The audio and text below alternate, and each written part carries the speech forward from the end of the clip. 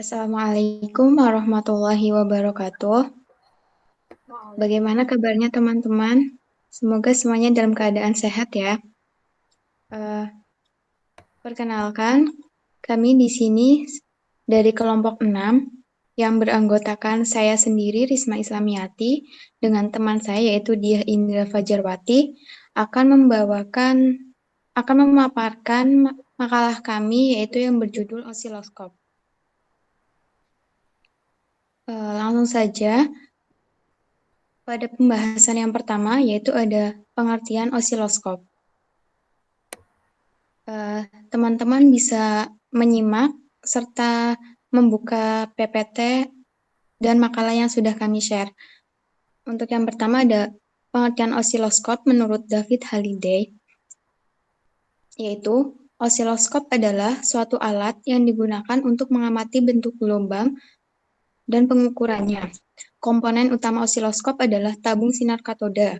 Komponen utama sinar katoda atau CRT adalah 1. Perlengkapan senapan elektron, 2. Perlengkapan pelat defleksi, 3. Layar fluoresensi, 4. Ada tabung gelas dan dasar tabung. Yang kedua, ada pengertian osiloskop menurut Jewitt dan kawan-kawan. Mereka memaparkan osiloskop adalah terdiri dari dua bagian utama, yaitu display dan panel kontrol. Display menyerupai tampilan layar televisi, hanya saja tidak berwarna-warni dan berfungsi sebagai tempat sinyal uji ditampilkan. Pada layar ini, terdapat garis-garis melintang secara vertikal dan horizontal yang membentuk kotak-kotak dan disebut div. Arah horizontal mewakili sumbu waktu dan garis vertikal mewakili sumbu tegangan. Panel kontrol berisi tombol-tombol yang bisa digunakan untuk menyesuaikan tampilan di layar. Pada umumnya, osiloskop terdiri dari dua kanal yang bisa digunakan untuk melihat dua sinyal yang berlainan. Sebagai contoh, kanal 1 untuk melihat sinyal masukan dan kanal 2 untuk melihat sinyal keluaran.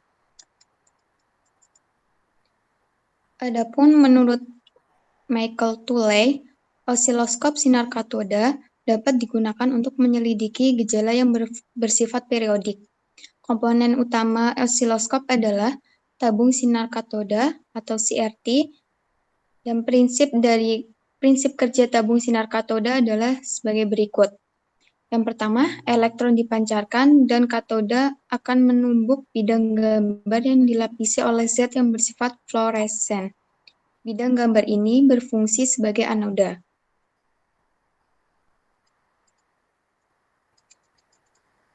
Sedangkan menurut William B. Cooper, pada saat mengukur dengan osiloskop, basis waktu secara periodik menggerakkan bintik cahaya dari kiri ke kanan melalui permukaan layar. Tegangan yang akan diperiksa dimasukkan ke Y atau masukkan vertikal osiloskop menggunakan bintik ke atas dan ke bawah sesuai dengan nilai tegangan yang dimasukkan. Selanjutnya, bintik tersebut menghasilkan berkas gambar pada layar yang menunjukkan variasi tegangan masukan sebagai fungsi dari waktu. Bila tegangan masukan berkurang dengan laju yang cukup pesat, gambar akan kelihatan sebagai sebuah pola yang diam pada layar. Untuk yang kedua, ada jenis-jenis osiloskop. Secara garis besar, jenis-jenis osiloskop itu ada dua, yaitu osiloskop analog dan osiloskop digital. Osiloskop tipe waktu nyata analog atau ART menggambar bentuk-bentuk gelombang listrik melalui gerakan pancaran elektron atau elektron beam dalam sebuah tabung sinar katoda dari kiri ke kanan. Pancaran elektron dari bagian senapan elektron atau elektron gun yang membentur atau menumbuk dinding dalam tabung tersebut mengeksitasi elektron dalam lapisan fosfor pada layar tabung sehingga terjadi perpendaran atau nyala pada layar yang menggambarkan bentuk dasar gelombang. Dalam perjalanannya, dari senapan elektron menuju layar yang berfosfor tadi, elektron-elektron dipengaruhi oleh medan listrik. Medan listrik dalam arah vertikal, ke atas maupun ke bawah, oleh sepasang pelat pembelok atau defleksi. Defleksi vertikal dalam arah horizontal oleh sepasang pelat defleksi horizontal. Apabila tegangan pada suatu pelat tersebut 0 volt, elektron akan berjalan lurus membentur layar sehingga hanya terlihat sebuah bintik nyala di tengah layar saja. Untuk membuat gambar garis pada layar, diperlukan gelombang gigi gergaji yang diberikan kepada pasangan pelat horizontal tersebut. Tegangan gigi gergaji ini dihasilkan oleh tim base generator atau sweep generator atau generator sapu yang kemudian diperkuat oleh penguat horizontal. Tegangan gigi gergaji ini naik secara linear terhadap waktu sehingga berkas elektron pada layar bergerak dari kiri ke kanan. Setelah sampai di bagian paling kanan layar, tegangan gigi gergaji turun dengan cepat ke 0 sehingga memulai gerakan berulang dari bagian kiri layar. Gerakan balik yang cepat ini tidak dapat ditangkap oleh mata, sehingga yang terlihat adalah gambar garis horizontal lurus pada layar yang tidak terputus. Untuk yang kedua, yaitu ada osiloskop digital atau DCO. Jika dalam osiloskop analog, gelombang yang akan ditampilkan langsung diberikan ke rangkaian vertikal sehingga berkesan diambil begitu saja atau real time, maka dalam osiloskop digital, gelombang yang akan ditampilkan lebih dulu disampling atau dicuplik dan digitalisasikan. Osiloskop kemudian menyimpan nilai-nilai tegangan ini bersama-sama dengan skala waktu gelombangnya di memori. Pada prinsipnya, osiloskop digital hanya mencuplik dan menyimpan demikian banyak nilai dan kemudian berhenti. Ia mengulang proses ini lagi dan lagi sampai dihentikan. Beberapa DCO memungkinkan untuk memilih jumlah cuplikan yang disimpan dalam memori per akuisisi atau pengambilan gelombang yang akan diukur. Seperti ART atau osiloskop analog, DCO melakukan akuisisinya dalam satu event pemicuan. Namun demikian, ia secara rutin memperoleh, mengukur, dan menyimpan sinyal masukan, mengalirkan nilainya melalui memori, suatu proses kerja dengan cara pertama yang disimpan, yang pertama pula yang akan dikeluarkan, sambil menanti picu terjadi. Sekali osiloskop ini mengenali event picu yang didefinisikan oleh penggunanya, osiloskop mengambil sejumlah cuplikan yang kemudian mengirimkan informasi gelombangnya ke peraga atau layar. Karena kerja pemicuan yang demikian ini, ia dapat menyimpan dan meragakan informasi yang diperoleh sebelum picu sampai 100% dari lokasi memori yang disediakan. DCO mempunyai dua cara untuk menangkap atau mencuplik gelombang, yakni dengan teknik single shot atau real-time sampling. Dengan kedua teknik ini, osiloskop memperoleh semua cuplikan dengan satu event picu. Sayangnya, laju cuplik DCO membatasi lebar pita osiloskop ketika beroperasi dalam waktu nyata atau real-time. Secara teori, osiloskop digital membutuhkan masukan dengan sekurang-kurangnya 2 cuplikan per periode gelombang untuk merekonstruksi suatu bentuk gelombang. Dalam praktek, 3 atau lebih cuplikan per periode menjamin akurasi akuisisi. Jika pencuplik tidak dapat sama cepat dengan sinyal masukannya, osiloskop tidak akan dapat mengumpulkan suatu jumlah yang cukup yang berakibat menghasilkan suatu peragaan yang lain dari bentuk gelombang aslinya.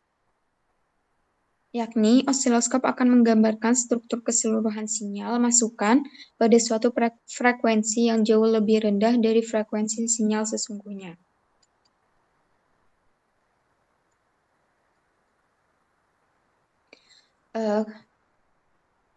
Untuk yang selanjutnya, yaitu ada bagian dan fungsi bagian osiloskop yang akan disampaikan oleh teman saya, yaitu Diah Indra Fajarwati. Kepadanya kami silakan. Baik, di sini saya akan mencoba memaparkan tentang bagian dan fungsi bagian osiloskop. Untuk yang pertama yaitu ada volt atau diff. Fungsi untuk mengeluarkan tegangan AC, mengatur berapa nilai tegangan yang diwakili oleh satu diff di layar 2. Yang kedua ada channel 1 atau input X. Fungsinya yaitu untuk memasukkan sinyal atau gelombang yang diukur atau pembacaan posisi horizontal.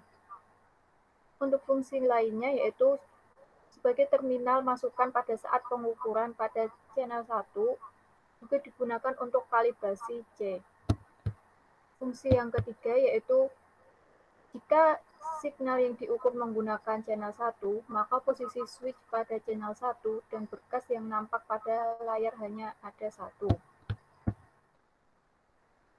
Bagian yang ketiga yaitu ada AC/DC. Fungsinya yaitu untuk memilih besaran yang diukur. Untuk fungsi yang kedua, mengatur fungsi kapasitor kopling di terminal masukan osiloskop. Jika tombol pada posisi AC, maka pada terminal masukan diberi kapasitor kopling sehingga hanya melewatkan komponen AC dari sinyal masukan. Namun jika tombol diletakkan pada posisi DC, maka sinyal akan terukur dengan komponen DC atau diikut sertakan. Untuk fungsi yang ketiga pada AC/DC ini yaitu posisi AC sama dengan untuk pengatur AC. Objek ukur DC tidak bisa diukur melalui proses ini karena signal DC akan terblokir oleh kapasitor. Untuk yang keempat yaitu posisi DC. Untuk mengukur tegangan DC dan masukan-masukan yang lain. Untuk bagian yang keempat ada ground.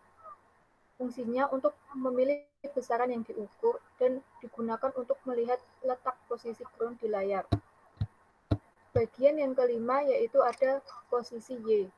Fungsinya untuk mengatur posisi garis atau tampilan di layar atas bawah. Fungsi yang kedua untuk menyeimbangkan DC vertikal guna pemakaian channel 1 atau Y. Untuk fungsi yang ketiga yaitu untuk penyetelan dilakukan sampai posisi gambar diam pada saat variabel diputar. Untuk bagian yang keenam yaitu ada variabel. Fungsinya untuk kalibrasi osiloskop. Untuk bagian yang ketujuh itu ada selektor pilih. Fungsinya untuk memilih channel yang diperlukan untuk pengukuran. Bagian yang kedelapan ada layar, yang berfungsi untuk menampilkan bentuk gelombang. Untuk bagian yang kesembilan ada intent, yang berfungsi untuk mengatur cerah atau tidaknya sinar pada layar osiloskop. Diputar ke kiri untuk memperlemah sinar, dan diputar ke kanan untuk memperterang sinar. Yang ke-10 ada rotation. Fungsinya untuk mengatur posisi garis pada layar. Untuk fungsi yang kedua yaitu untuk mengatur kemiringan garis sumbu Y sama dengan 0 di layar. Untuk bagian yang ke-11 yaitu ada fokus. Gunanya untuk menajamkan garis pada layar untuk mendapatkan gambar yang lebih jelas. Digunakan untuk mengatur fokus. Bagian yang ke-12 ada position X, yaitu fungsinya untuk mengatur posisi garis atau tampilan kiri dan kanan. Untuk mengatur posisi normal sumbu X atau ketika sinyal masukannya 0. Fungsi yang kedua untuk menyetel ke kiri dan ke kanan berkas gambar. Posisi arah horizontal. Switch pelipat sweep dengan menarik knop. Bentuk gelombang dilipatkan 5 kali lipat ke arah kiri dan ke arah kanan. Usahakan untuk cahayanya seruncing mungkin. Untuk bagian yang ke-13 yaitu ada sweep time per diff. Fungsinya yaitu digunakan untuk mengatur waktu periode dan frekuensi. Untuk mengatur berapa nilai waktu yang diwakili oleh satu diff di layar. Untuk fungsi yang kedua yaitu ada saklar putar untuk memilih besarnya tegangan per cm atau volt per diff pada layar CRT. Ada dua tingkat besaran tegangan yang tersedia dari 0,01 volt per div sampai dengan 20 volt per div. Untuk fungsi sweep time predictive yang ketiga, yaitu untuk memilih skala besaran waktu dari suatu periode ataupun square thread cm atau div sekitar 19 tingkatan besaran yang tersedia terdiri dari 0,5 sampai dengan 0,5 second.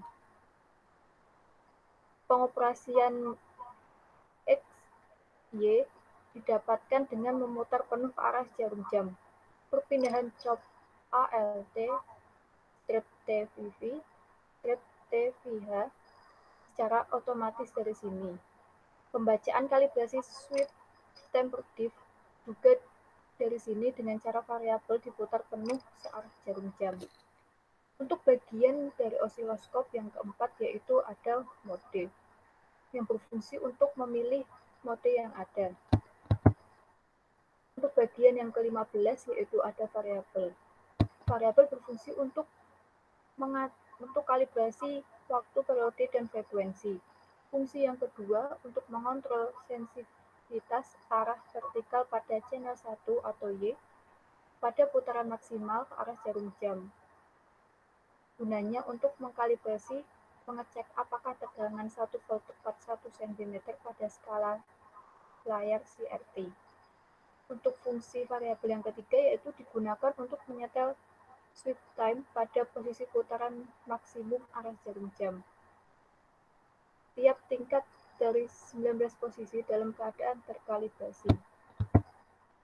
Untuk bagian yang ke-16 yaitu ada level, yang gunanya untuk menghentikan grab tampilan layar. Untuk bagian yang ke-17 ada exit trigger, gunanya untuk trigger dari luar. Yang ke-18 ada power, gunanya untuk menghidupkan osiloskop. Bagian yang ke-19 ada tau 0,5 pp per pi untuk kalibrasi awal sebelum osiloskop digunakan. Untuk bagian yang terakhir yaitu bagian ke-20 ada ground, gunanya untuk memasukkan sinyal atau gelombang yang diukur atau pembacaan vertikal. Fungsi yang kedua bisa juga digunakan jika ada sinyal yang diukur menggunakan channel 2, maka posisi switch pada channel 2 dan berkas yang nampak pada layar hanya satu. Selanjutnya saya akan mencoba menjelaskan tentang cara pengkalibrasian pada osiloskop.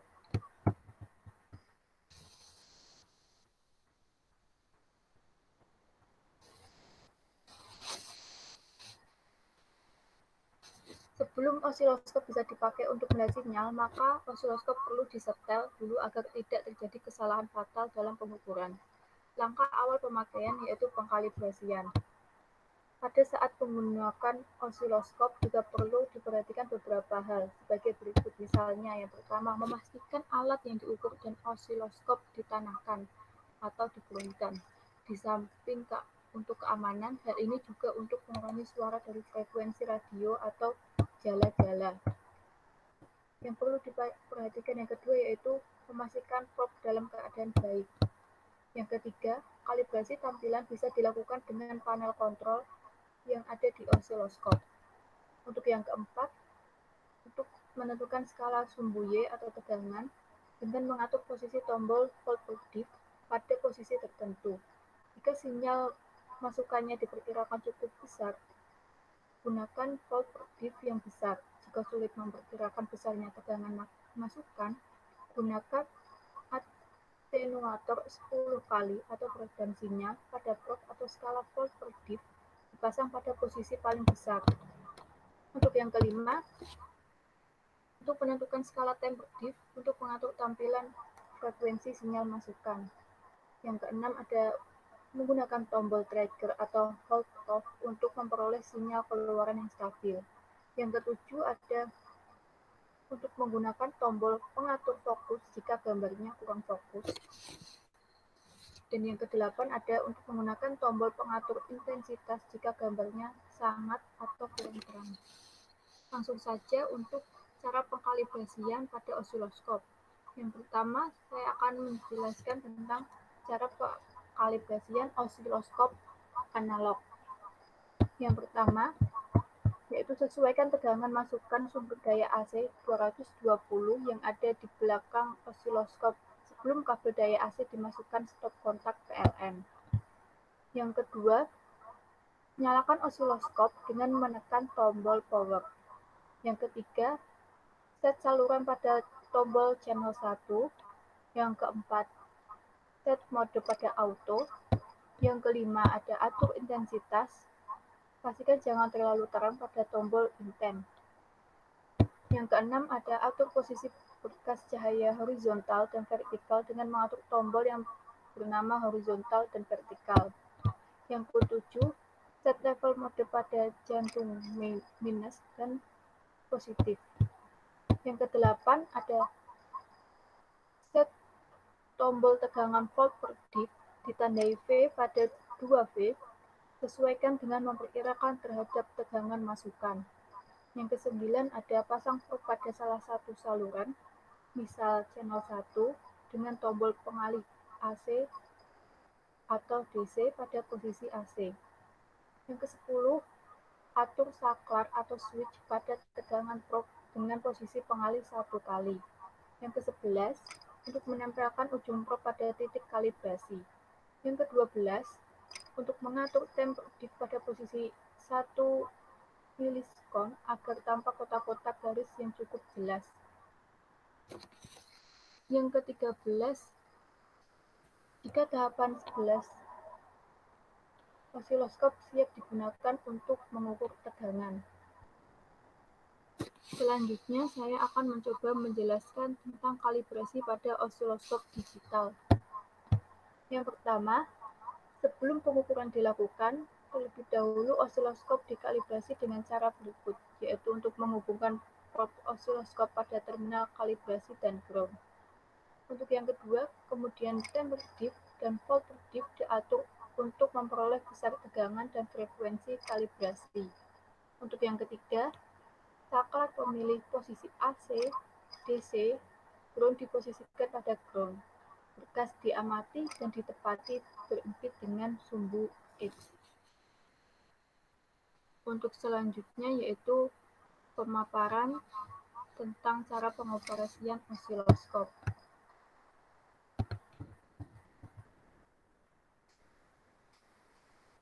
Yang pertama ada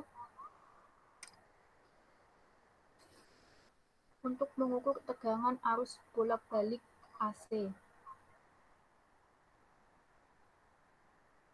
Yang pertama, caranya, sinyal AC diarahkan ke channel input dan setel saklar mode untuk menampilkan bentuk gelombang yang diarahkan ke channel tersebut. Yang kedua, di setel saklar volt per div untuk menampilkan kira-kira 5 div bentuk gelombang. Yang ketiga, di setel saklar second per div untuk menampilkan beberapa gelombang. Yang keempat, atur penampilan gelombang secara vertikal sehingga puncak gelombang negatif.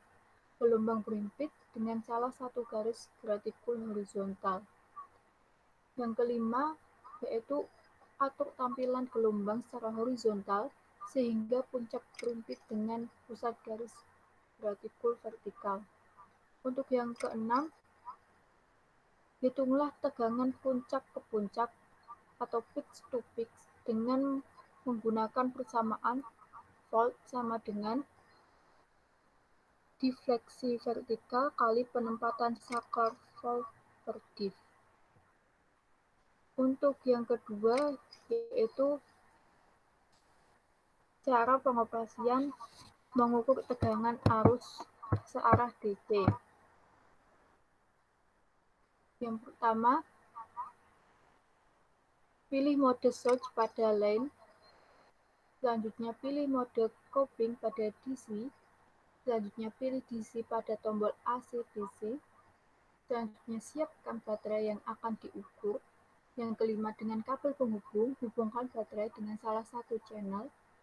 Selanjutnya yang keenam, ada hal yang perlu diperhatikan sebelum mengukur adalah letakkan nilai 0 di layar sebaik mungkin. Yang ketujuh, untuk memvariasikan volt per div pada beberapa angka, misalnya 1, 1,5, dan 2.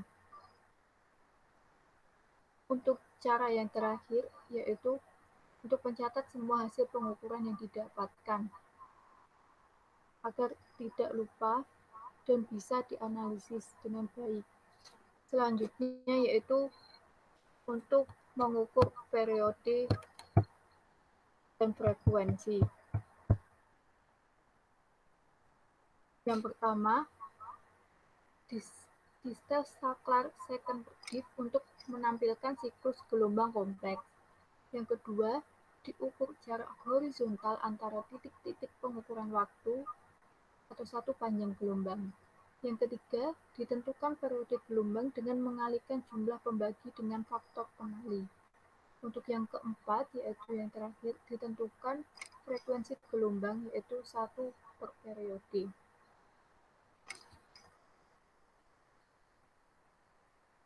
Mungkin itu yang dapat saya paparkan. Saya kembalikan lagi ke moderator, yaitu Mbak Risma. Baik, terima kasih Mbak Dia. Demikian untuk pemaparan mengenai osiloskop dari kelompok kami. Barangkali dari teman-teman ada yang ingin bertanya atau menyampaikan kritik dan sarannya mengenai pemaparan yang sudah kami sampaikan, bisa disampaikan nanti lewat WA Group. Baik, cukup sekian dari kami, kurang lebihnya mohon maaf. Wassalamualaikum warahmatullahi wabarakatuh.